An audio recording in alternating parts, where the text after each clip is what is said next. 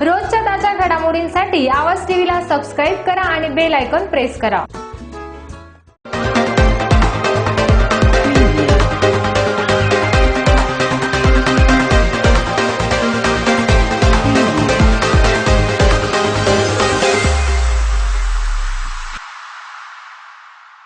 परखडवाना संस्कृतीचा साज, सत्याचा शोध, बुलंद आवाज। नमस्कार, आवाज टीव्हीच्या बातमीपत्रात मी मयुरी देशमुख आणि आपले सर्वांचे स्वागत। जाणून घेऊया दिवसभरातील काही ठळक घडामोडी।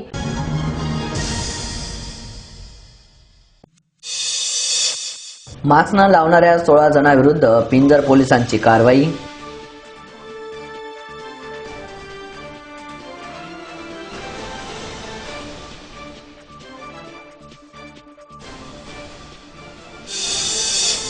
पुणे जिल्ह्यातील कोरोना प्रादुर्भाव परिस्थितीचा उपमुख्यमंत्र्यांनी घेतला आढावा।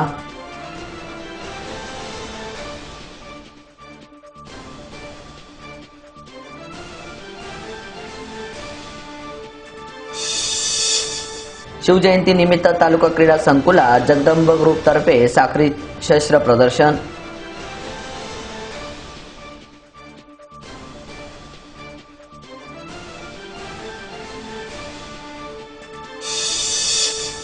जन्मभूमी फाउंडेशन स्थापन दिनानिमित्त संपूर्ण पोलीस भरती मार्गदर्शन शिबिर।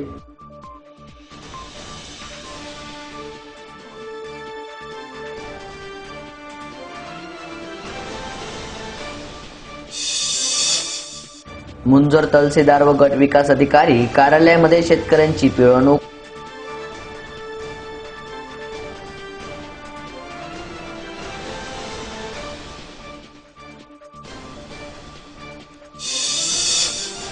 धनगर समाजाला आरक्षण देण्यास हरकत नाही, राज्य विधानसभेचे प्रभारी अध्यक्ष नामदार नरहरी जिरवाळ यांचे प्रतिपादन।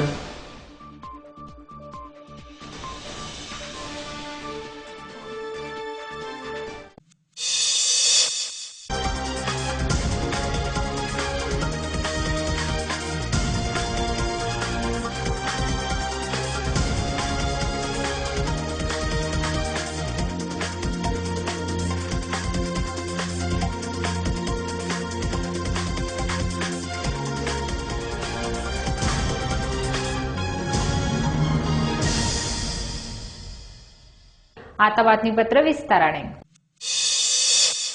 महानेते आज मास्क न लावणाऱ्या 16 जणांविरुद्ध पिंजर पोलिसांची दंडात्मक कारवाई केली।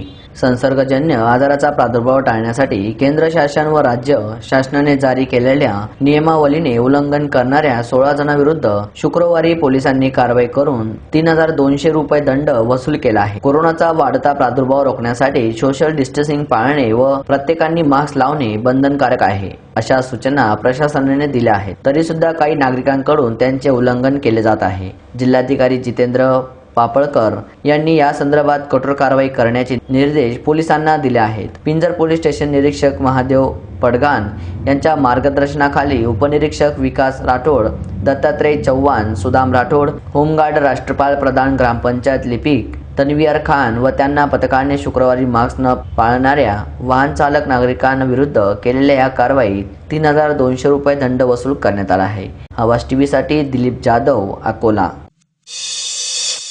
पुणे जिल्ह्यात कोरोनाची रुग्णसंख्या वाढत आहे, ही चिंतेची बाब आहे। कोरोनाची साखळी तोडण्यासाठी जिल्ह्यातील शाळा महाविद्यालये 28 फेब्रुवारी पर्यंत बंद ठेवण्यात येतील। रात्री 11 ते सकाळी 6 या वेळेत नियंत्रित संचार राहील, यांची अंमलबजावणी करा। गर्दीमुळे कोरोनाचा प्रादुर्भाव वाढू नये यासाठी 200 व्यक्तींच्या मर्यादित लग्न समारंभ होतील, यांची दक्षता घ्या, असे निर्देश ठेवून कोरोना प्रतिबंधासाठी जिल्ह्यात सोमवार दिनांक 22 फेब्रुवारीच्या मध्यरात्री पासून या नियमांची कडक अंमलबजावणी करण्याचे स्पष्ट निर्देश उपमुख्यमंत्री तथा जिल्ह्याचे पालकमंत्री अजित पवार यांनी दिले आहे। कोरोना विषाणूच्या परिस्थिती व प्रशासनाच्या वतीने करण्यात येणाऱ्या उपाययोजनाबाबत तसेच लसीकरणाबाबत उपमुख्यमंत्री श्री पवार यांनी बैठकीत माहिती जाणून घेतली। त्याचबरोबर आवश्यक व उपाय सुचवून त्यांनी तात्काळ कार्यवाही करण्याचे सूचना त्यांनी अधिकाऱ्यांना दिले। उपमुख्यमंत्री अजित पवार म्हणाले, कोणत्याही परिस्थितीत जिल्ह्यातील कोरोना बाधित रुग्णांची संख्या नियंत्रणात ठेवणे गरजेचे आहे। यासाठी नियमाचे कडक अंमलबजावणी करा, कोरोनाचा प्रादुर्भाव रोखण्याकरिता सूक्ष्म नियोजन करा, शहर व ग्रामीण भागात हॉटस्पॉट निर्वाह अधिकाऱ्यावर जबाबदारी सोपवा, सूक्ष्म प्रतिबंधित क्षेत्रात प्रभारी उपाययोजना राबवा, संपर्क शोध मोहीम, कॉन्ट्रॅक्ट ट्रेसिंग प्रभावीपणे राबवा. शासकीय आणि खासगी प्रयोगशाळांमध्ये पूर्ण क्षमतेचा वापर करून नमुना तपासण्यात वाढवा. आरोग्य कर्मचाऱ्यांमार्फत गृहभेटीद्वारे संपूर्ण स्प्रेडर व सारी रुग्णांचे संरक्षण करा, असे सांगून कोरोना रुग्णावर वेळेवर उपचार ठेवून संसर्ग रोखण्यात खासगी वैद्यकीय व्यावसायिकांची भूमिका महत्त्वाची आहे. फ्लू सदृश रुग्णाची तपासणी करून द्यावी असेही सांगितले. रात्री 11 ते सकाळी 6 दरम्यान नियंत्रित संचाराची अंमलबजावणी करा. वृत्तपत्र, दूध, भाजीपाला, फळे, औषधे या अत्यावश्यक सेवांना सूट द्या. जिल्ह्यातील सर्वत्र कोविड सेंटर तात्काळ सुरू करा. मास्क न वापरणाऱ्या व्यक्तीवर दंडात्मक कारवाई करा, अशा सूचना उपमुख्यमंत्री अजित पवार यांनी दिल्या. आवाज टीव्हीसाठी राकेश पगारे, पुणे. छत्रपती शिवाजी गौरवशाली व प्रेरणादायी इतिहासाची भावी पिढीला ओळख व्हावी या उद्देशाने शिवजयंतीनिमित्त जगदंब ग्रुप तर्फे तालुका क्रीडा संकुलच्या मैदानावर 2 दिवसीय ऐतिहासिक शस्त्र प्रदर्शन भरवण्यात आले. आमदार सो मंजुळा गावित यांच्या हस्ते प्रदर्शनाचे उद्घाटन झाले. नगरपंचायतीचे गटनेते ज्ञानेश्वर नागरे, माजी नगराध्यक्ष अरविंद भोसले, साक्री तालुका एज्युकेशन सोसायटीचे अध्यक्ष पगारे बेडसे, डॉक्टर तुळशीराम गावे, शिवसेना तालुका प्रमुख पंकज मराठे आदी उपस्थित होते. प्रदर्शनात वाघनखे, लांब भाला, तलवारी, युद्ध, पेहाराव, शिरस्त्राण, बोले, बिचवे, जंबे आदी शस्त्र मांडण्यात आली असून अंमळनेर संग्राहक पंकज दुसाने यांनी ऐतिहासिक व शिवकालीन शस्त्रांचे माहितीसह प्रदर्शन मांडले आहेत. येथील जगदंब ग्रुप व माजी आमदार चंद्रकांत रघुवंशी, मंचच्या पदाधिकारी व सदस्यांनी आयोजन केले. आवाज टीव्हीसाठी सूर्यकांत बच्चाव, साक्री. धुळे शहरातील जन्मभूमी फाउंडेशन स्थापना दिनानिमित्त संपूर्ण पोलीस भरती मार्गदर्शन शिबिराचे आयोजन 10 दिवसासाठी केले आहे. सुरत बायपास जवळील शांतुषा नगर स्वामी ऑटो सर्व्हिस सेंटर येथे करण्यात आले होते. यावेळी युवकांनी मोठ्या संख्येने सहभाग नोंदवला. या पोलीस भरती संदर्भातील सराव लेखी व शारीरिक चाचणी देखील घेण्यात आली. या चाचणीत प्रथम येणारे 51 विद्यार्थ्यांना व विद्यार्थ्यांना या जन्मभूमी फाउंडेशन दत्तक घेऊन संपूर्ण खर्च करणार आहे. यावेळी अनुभवी व तज्ज्ञ प्राध्यापक वर्ग यांनी विद्यार्थ्यांना मार्गदर्शन केले. तसेच यावेळी विविध क्षेत्रातील अनुभवी तज्ज्ञ प्राध्यापक वर्ग तसेच जन्मभूमी फाउंडेशनचे सर्व पदाधिकारी उपस्थित होते. दिनांक 18 फेब्रुवारी आज योगायोगाने माझा म्हणजे मी मिलिंद गोविंद मोरे, मी शाखा अभियंता आहे, पण आजचा वाढदिवसाचा साजरा करायचा हेतू वेगळा धरून आम्ही हे भरतीपूर्व मार्गदर्शन शिबिर आयोजित केलं. त्याच्यासाठी रिटायर्ड DG माननीय दिगावकर साहेब हे आमंत्रित आहे. त्यांच्यासोबत पालशाह कॉलेजचे प्राध्यापक माननीय चव्हाण सर इथं उपस्थित आहे आणि आजूबाजूचे जवळजवळ 150 खेड्याचे मुलं या प्रशिक्षणासाठी इथं लाभ घेण्यासाठी आलेले आहेत आणि आमच्या फाउंडेशनतर्फे हाच प्रयत्न राहील का या मुलांचं भवितव्य कसं घडेल आणि हे प्रत्येक मुलगा भरतीपासून वंचित न राहता त्याला योग्य मार्गदर्शन शारीरिक असो, लेखनी असो, काही दुसऱ्या पद्धतीची त्याला मदत पण असेल तर आमचं हे फाउंडेशन त्याला पुरवणार आहे. आज ज्या इथे परीक्षेची चाचणी परीक्षा घेतली आली तर त्याच्यामध्ये जे पहिले 51 मुलं येणार आहेत त्याचं आमचं फाउंडेशन ते दत्तक घेणार आहेत आणि त्यांचा सर्व खर्च फाउंडेशन मार्फत होणार आहे.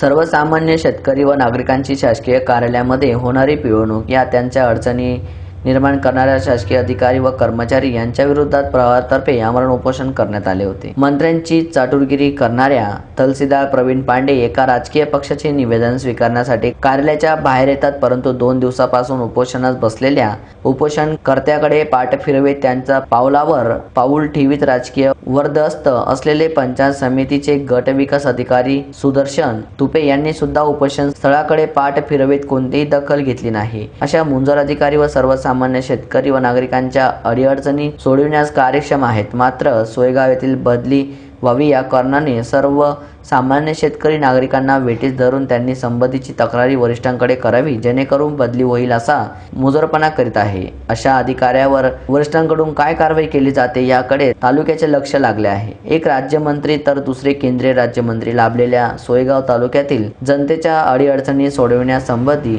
अधिकाऱ्यांना धारेवर धरून टाळे मिळवितात, मात्र नागरिकांच्या समस्यांना नागरिकांचा समोर जावे लागत आहे. मी मारायचा सोंग करतो, तू रडायचं सोंग कर, अशी चर्चा सोयगाव तालुक्यात रंगू लागली आहे.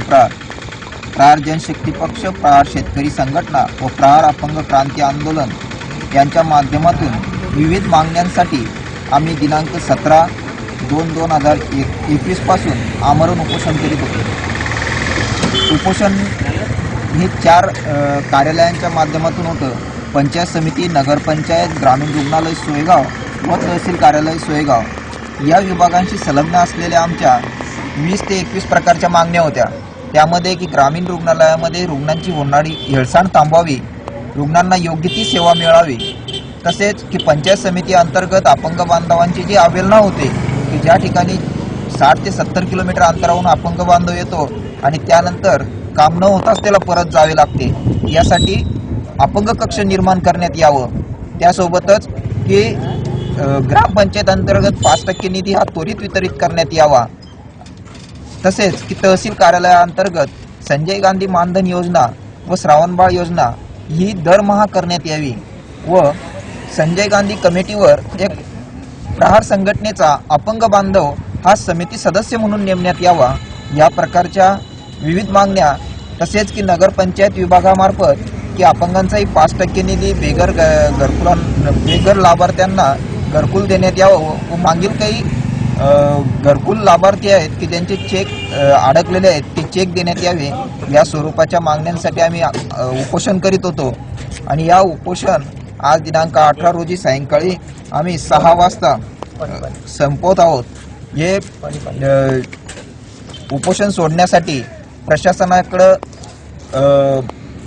पाणी देण्यासाठी सुद्धा वेळ नव्हता. त्यामुळे आम्ही सामाजिक कार्यकर्त्यांच्या हातून पाणी. आवाज टीव्हीसाठी संतोष गर्दे, औरंगाबाद.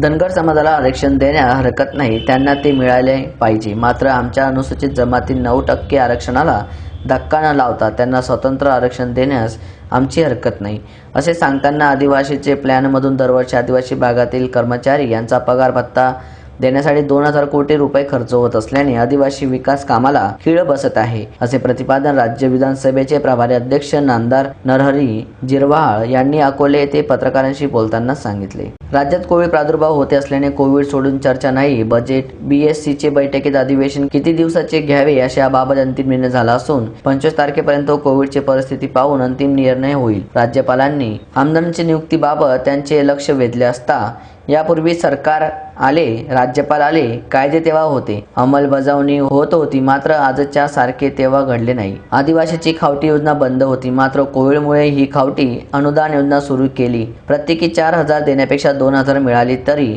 चालतील, मात्र निकष बदलून सर्वसामान्य लोकांना मिळावे.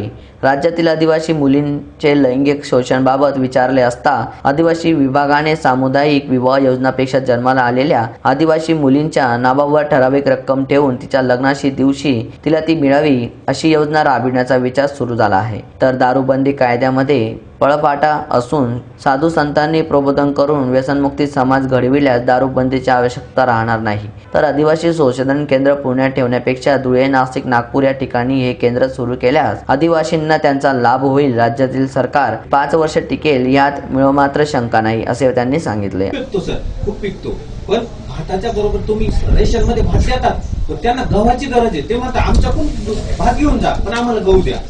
याच्यात कुठेतरी जिथे भात पिकतो ना तिथे भाताची गरज नाही पडत, पण तिथं भाताऐवजी तुम्ही अजून गहू दिला पाहिजे. आदिवासी समाजामध्ये तहसीलदार साहेब बसलेले आहेत, त्यांना पण माहित असेल की रॉकेलची फार मोठी समस्या आहे. उज्ज्वला योजनेचं काय झालंय आता ते सगळ्यांनाच माहिती, पण ऑलरेडी तिथे ना चूल पेटवण्यासाठी खरोखर गाडीतून पेट्रोल काढून मग चूल पेटवावी लागते. हे रॉकेलसाठी त्यांच्याकडे किती अर्ज आलेले त्यांना तुम्ही विचारा पाहिजे. मधल्या काळात जेव्हा आमची चर्चा झाली तर सरांनी अक्षरशः एक पूर्ण कट्टेच्या कट्टे याला आदिवासी भागामध्ये वाटले. तांदूळ नका पण गहू द्या. त्यावेळेला सर बऱ्यापैकी आदिवासी समाजाचं जे डिमांड आहे ना ती डिमांड पूर्ण होत नाही आणि मग ती कुठून तरी ओढून ताडून करावी लागते. म्हणून याच्यासाठी काहीतरी क्रायटेरिया झाला पाहिजे. भात हा देशाच्या कानाकोपऱ्यात पिकतो. गहू हा वाढवून द्या, नसेल तर 2000 द्या, पण निकष बदला.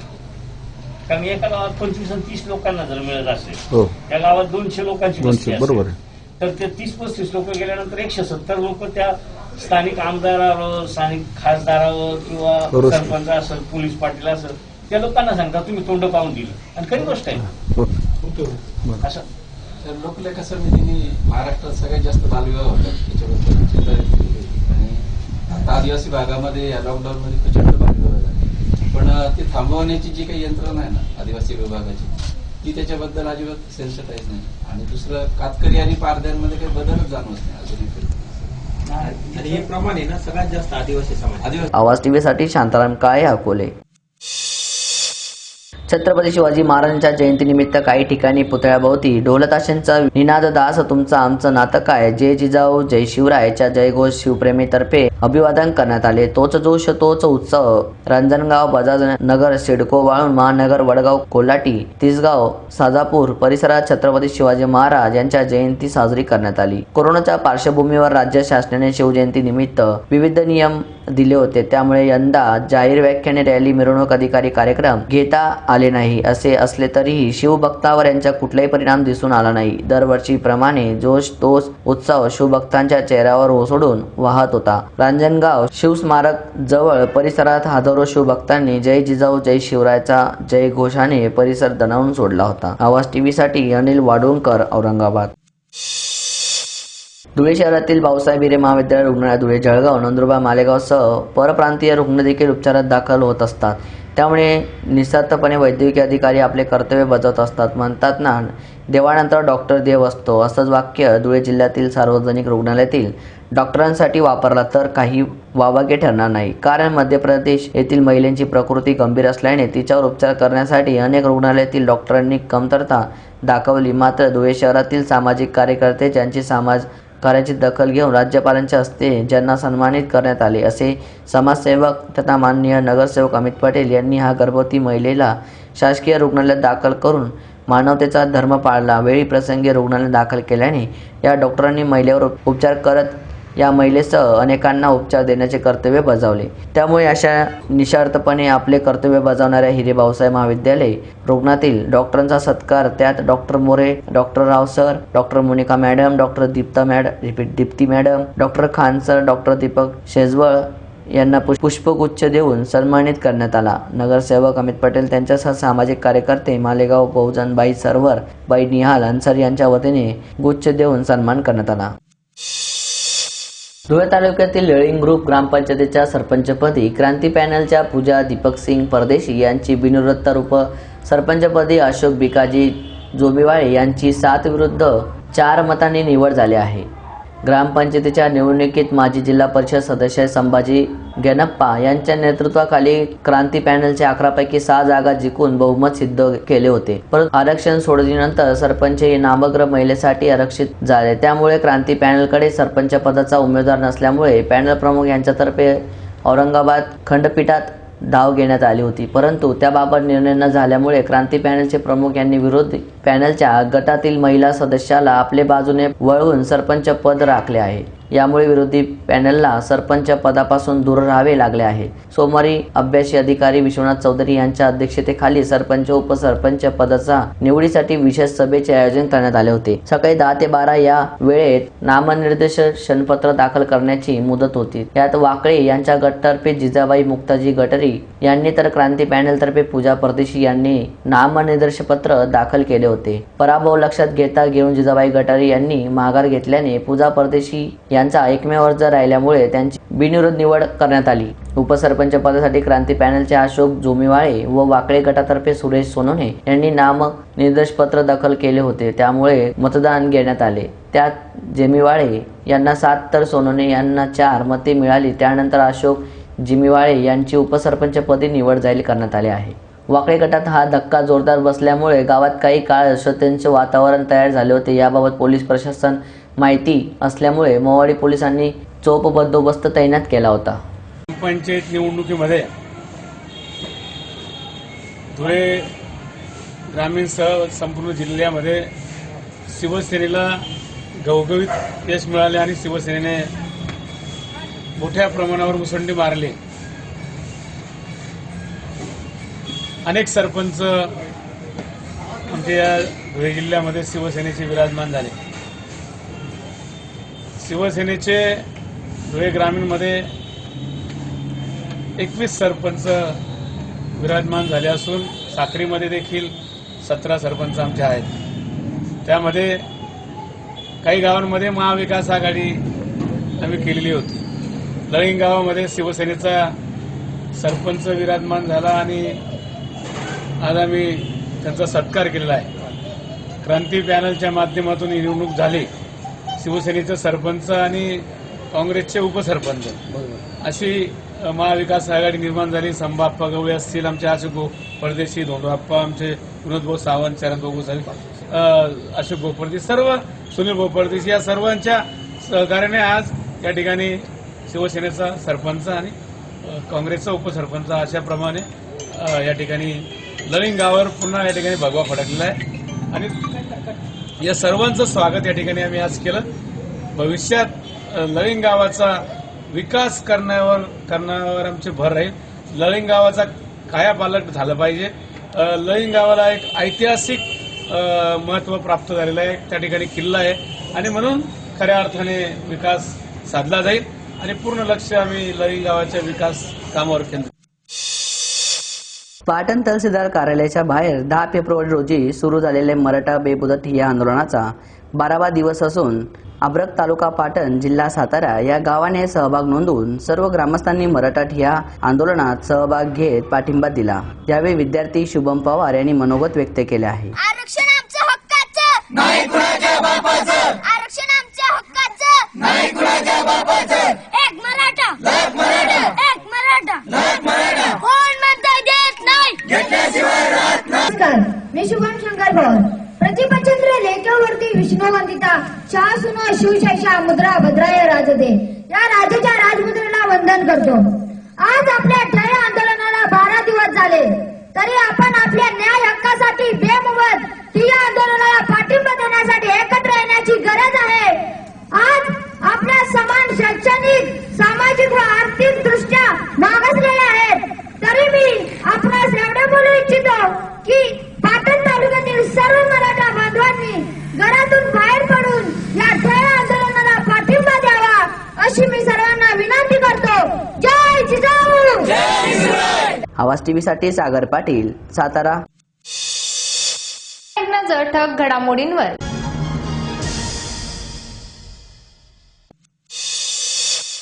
मास्क न लावणाऱ्या 16 जणांविरुद्ध पिंजर पोलिसांची कारवाई.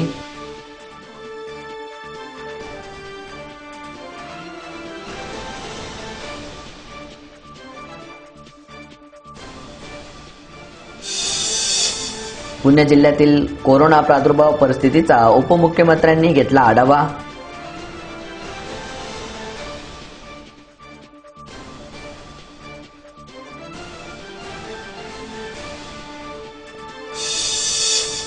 शिवजयंती निमित्त तालुका क्रीडा संकुलात जगदंब ग्रुप तर्फे साखरी शस्त्र प्रदर्शन.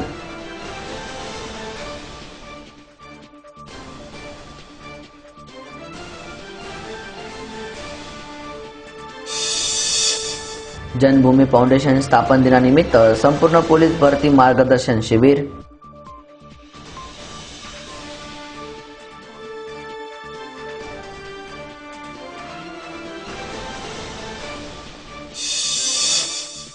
मुंजोर तहसीलदार व गट विकास अधिकारी कार्यालयामध्ये शेतकऱ्यांची पिळवणूक.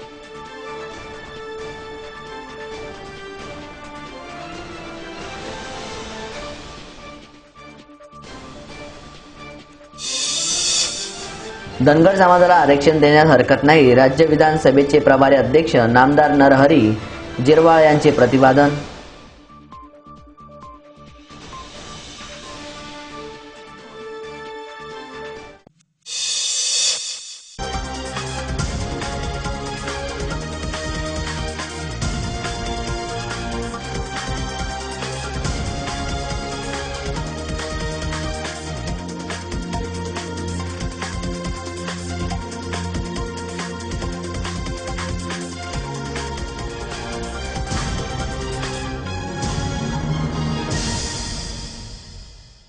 याचबरोबर आवाज टीव्हीचे बातमीपत्र संपले. भेटूया पुढील बातमीपत्रात. तोपर्यंत नमस्कार.